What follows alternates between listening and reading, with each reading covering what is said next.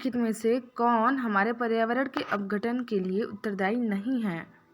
Options है ठोस अपशिष्ट फेंकना, वनोन्मूलन, वन रोपण, जीवाश्मी ईंधन का उपयोग। Right answer will B one रोपण। वन रोपण करने से हमारे पर्यावरण में अपघटन नहीं होता है। नेक्स्ट क्वेश्चन है, पृथ्वी पर ऊर्जा का चरम स्रोत क्या है? ऑप्शन है पवन, सूर्य, पौधे, जानवर। राइट आंसर विल बी सूर्य। आप सभी जानते हैं। नेक्स्ट क्वेश्चन है, कांटेनुमा पत्तियों को दर्शाकर एक शिक्षक किस प्रकार के पौधे के बारे में पढ़ा रहा है? स्थलीय, जलीय, उभयकर्मी, मरुस्थलीय। राइट आंसर विल बी मरुस्थलीय।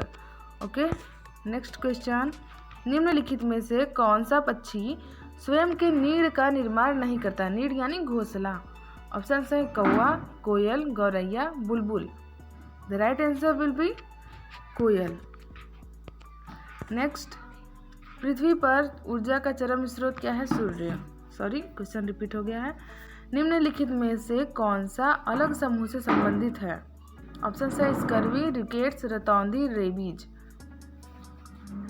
Right answer will be rabies. Rabies कुत्ते के काटने से होती है और ये एक संक्रामक बीमारी है। और स्कर्वी, रिकेट्स और रतौंधी ये सारी विटामिन की कमी से होने वाले रोग हैं। स्कर्वी विटामिन सी की कमी से होता है, रिकेट्स विटामिन डी की कमी से होता है एंड रतौंधी विटामिन ए की कमी से होता है।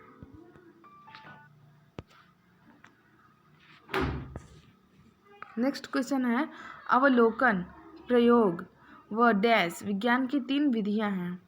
कौन कौन सी विज्ञान की 3 विधियां हैं? अवलोकन, प्रयोग तो दिया है। नेक्स्ट तीसरा कौन सा है?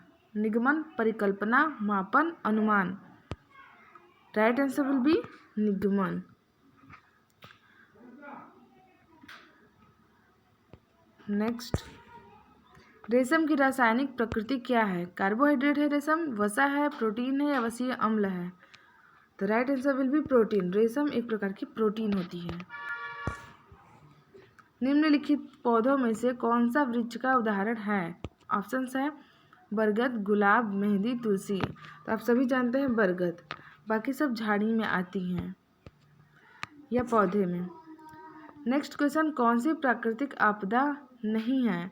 ऑप्शन है भूकंप, शॉर्ट सर्किट से लगी आग, सुनामी, चक्रवात। Right answer will B short circuit से लगी आग प्राकृतिक आपदा नहीं है, ये लापरवाही का नतीजा हो सकता है। लेकिन भूकंप, सुनामी, चक्रवात ये प्राकृतिक आपदाएं होती हैं। पर कुछ महत्वपूर्ण नोट्स ईवीएस और सीडीपी के इस प्रकार से हैं कि पहला, पर्यावरण का अध्ययन जीव विज्ञान की किस शाखा के अंतर्गत किया जाता है? तो पारिस्थितिकी। पारिस्थितिकी संबंधित है जीव और पर्यावरण के संबंधों से।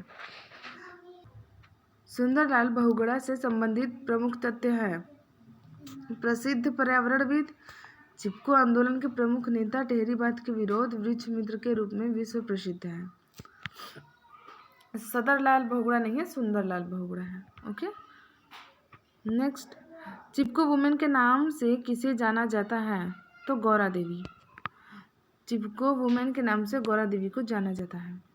चिपको आंदोलन कब और कहाँ से शुरू किया गया था? 26 मार्च सन 1974। 26 मार्च 1974 को उत्तर प्रदेश के रैणी गांव यानी चमोली जिले के रैणी गांव से, जो कि अभी वर्तमान में उत्तराखंड में स्थित है, स्टार्ट हुआ था। चिपको आंदोलन का मुख्य उद्देश्य क्या था? वनों में पेड़ों की कटाई को रोकना। नेक्स्ट, चेचक, रेबीज, पोलियो रोग किसके द्वारा फैलता है? तो यह विषाणु या वायरस के द्वारा फैलता है। सामान्य सर्दी और विभिन्न प्रकार के बुखार फ्लू के द्वारा होता है, विषाणु वायरस के द्वारा होता है। सामान्य सर्दी होता है इन्फ्लुएंजा वायरस के कारण, और बुखार ये जो फ्लू होते हैं ये भी वायरस के कारण ही होते हैं।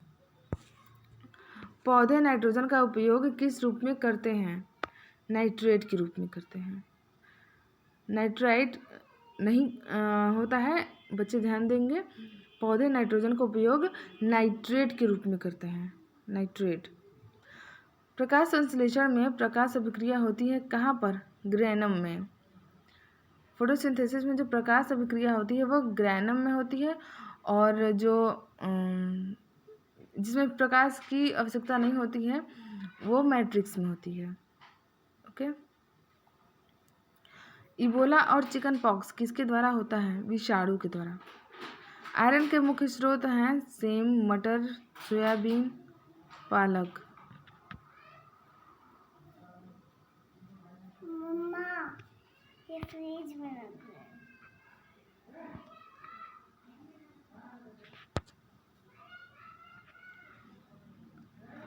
मानव शरीर में आयरन सहायक होता है कहाँ पर? हीमोग्लोबिन के निर्माण में, मांसपेशियों में, ऑक्सीजन इकट्ठा करने में।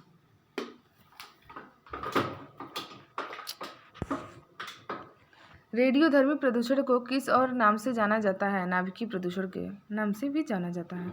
रेडियोधर्मी प्रदूषण को नाभिकीय प्रदूषण के नाम से भी जाना जाता है। नेक्स्ट, बालक की शिक्षा की प्रथम पाठशाला कहाँ है? परिवार। परिवार बालक के शिक्षा की प्रथम पाठशाला होती है। नेक्स्ट, रेडियोधर्मी पदार्थ से कौन सी विकिरण उत्सर्जित नहीं होती है? तो नहीं होती है एक्स किरण और रेडियो तरंगे। रेडियोधर्मी पदार्थों से उत्सर्जित होती है अल्फा, बीटा, गामा विकिरण। रेडियोधर्मी पदार्थों से उत्सर्जित होती हैं अल्फा, बीटा और गामा विकिरण। और कौन सी नहीं होती है? एक्स किरणें और रेडियो तरंगे। नेक्स्ट है पर्यावरण अधिनियम, इन्वायरमेंट प्रोटेक्शन एक्ट किस वर्ष से लागू किया गया था? तो 1986। नेक्स्ट, सामाजिक जीवन के आधार हैं सहिष्णुता, अनुशासन, सहयोग और पारस्परिक स्नेह की भावना। मनुष्य एक सामाजिक प्राणी है, यह कथन किसका है? यूनानी दार्शनिक अरस्तु। अरस्तु की ये बहुत ही मोस्ट इम्पोर्टेंट लाइन है कि मनुष्य एक सामाजिक प्राणी है।